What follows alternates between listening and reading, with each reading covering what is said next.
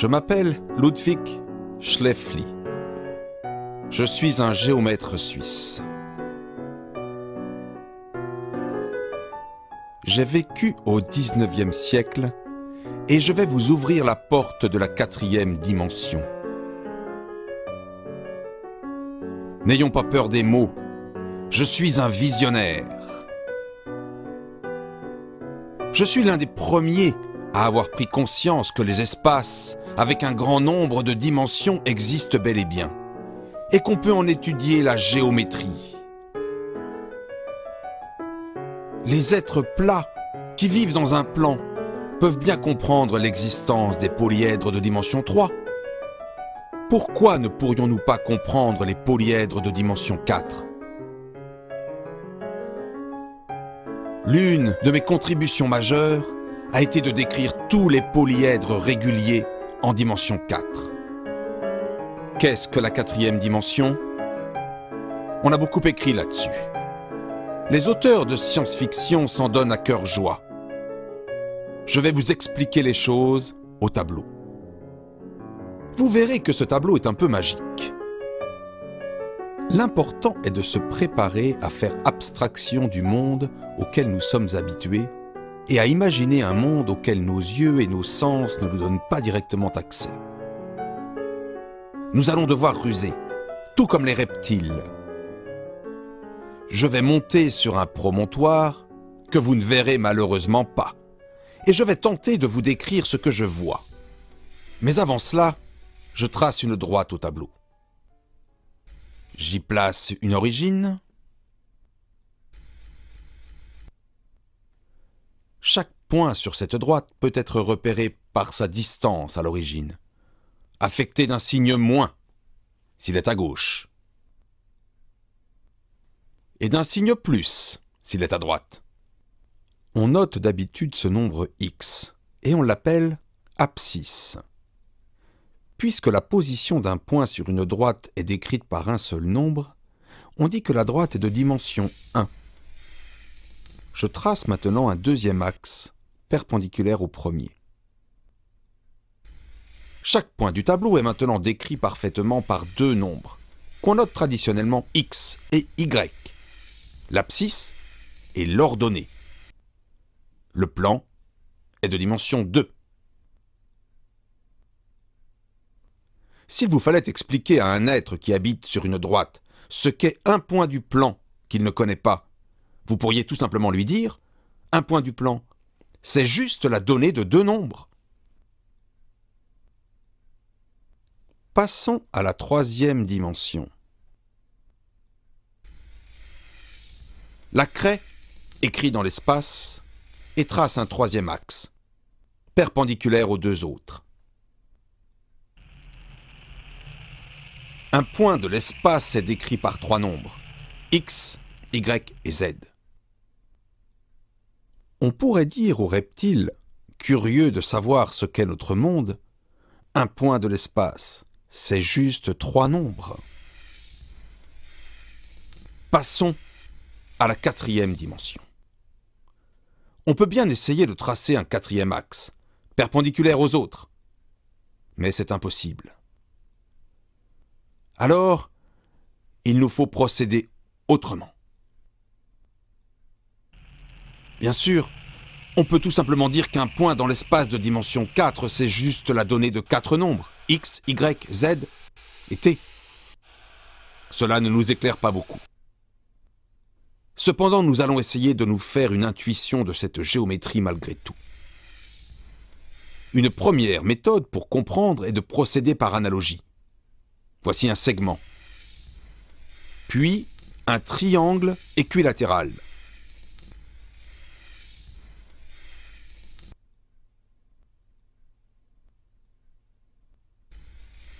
Et enfin, un tétraèdre régulier.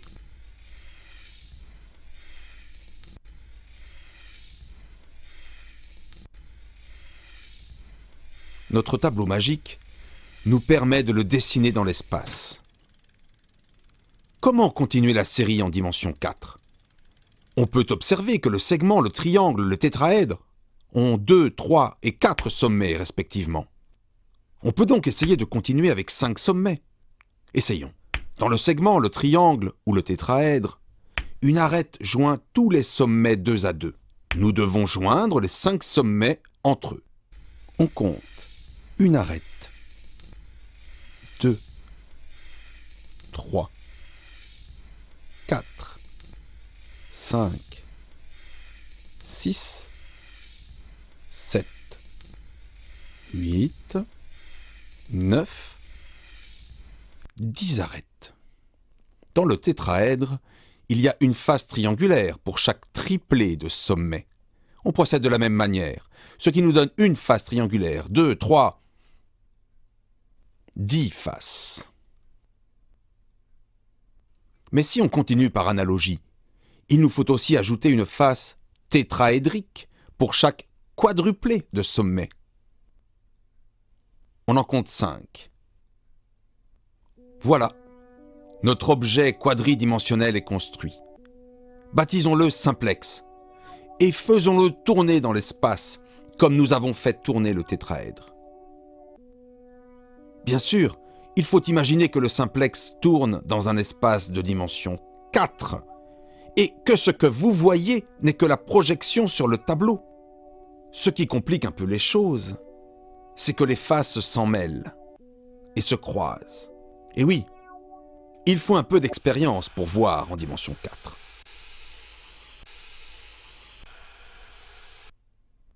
Nous pouvons prendre le simplex qui est dans la 4e dimension et le déplacer pour qu'il intersecte progressivement notre espace de dimension 3.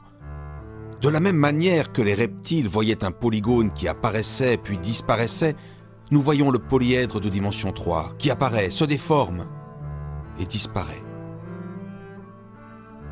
Voilà, le simplex a traversé notre espace de dimension 3. Nous allons maintenant faire connaissance avec d'autres polyèdres de dimension 4 qui traversent notre espace de dimension 3. Voici l'hypercube, qui généralise la famille qui commence par le segment, le carré et le cube. Il faut bien le reconnaître. Se faire une intuition par la méthode des coupes que nous venons d'utiliser, c'est bien difficile. J'ai découvert les analogues de l'icosaèdre et du dodécaèdre. Ils portent des noms compliqués, mais je les appellerai seulement le 120 et le 600, car le premier a 120 faces et le second 600. Regardez le 120, toujours lorsqu'il traverse notre espace.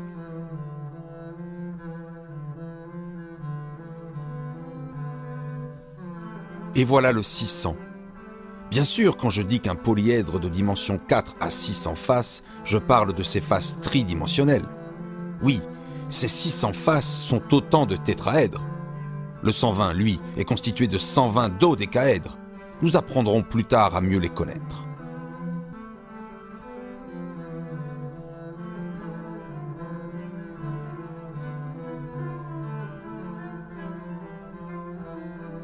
Pour observer ces objets quadridimensionnels avec nos yeux tridimensionnels, on peut se servir de leurs ombres. Les objets sont dans l'espace de dimension 4 et on les projette sur notre espace de dimension 3, exactement comme un artiste projette un paysage sur sa toile. C'est ce que nous avons déjà fait avec le simplex.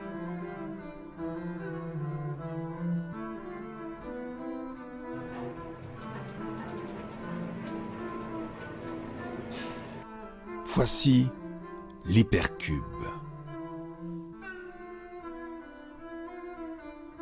Bien sûr, il tourne dans l'espace pour qu'on puisse en apprécier les détails. Vous voyez par exemple que l'hypercube a 16 sommets.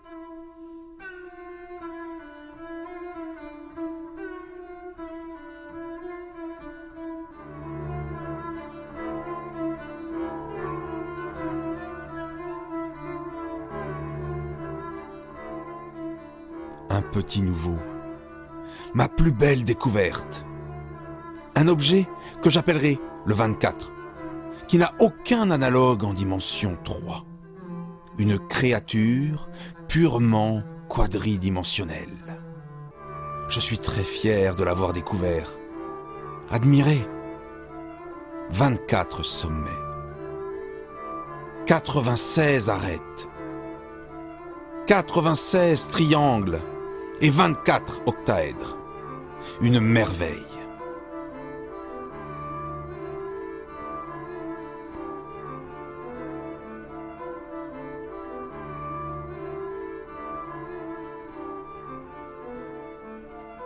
Voici l'ombre du 120, dans toute sa majesté. Majesté complexe, il faut bien le dire.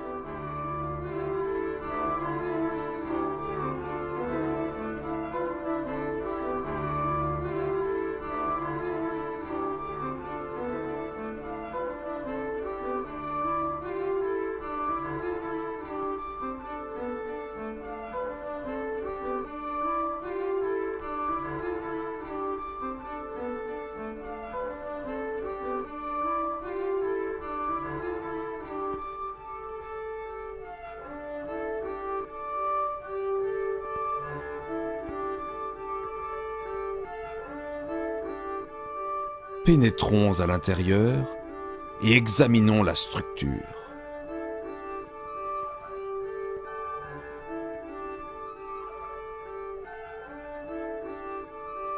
Admirez.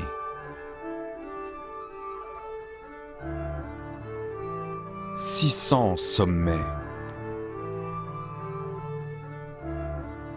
1200 arêtes.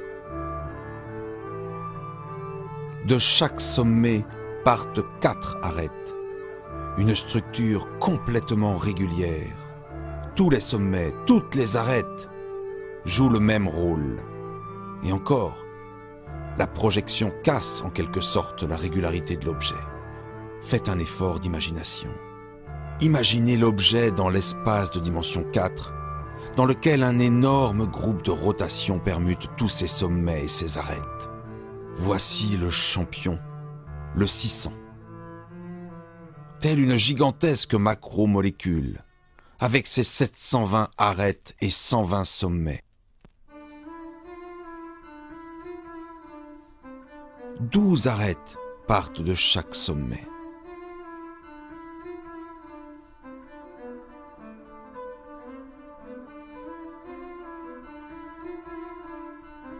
Mais notre aventure avec les polyèdres de dimension 4 ne va pas se terminer là, car il y a fort à parier que leur projection stéréographique nous en donne une meilleure intuition encore.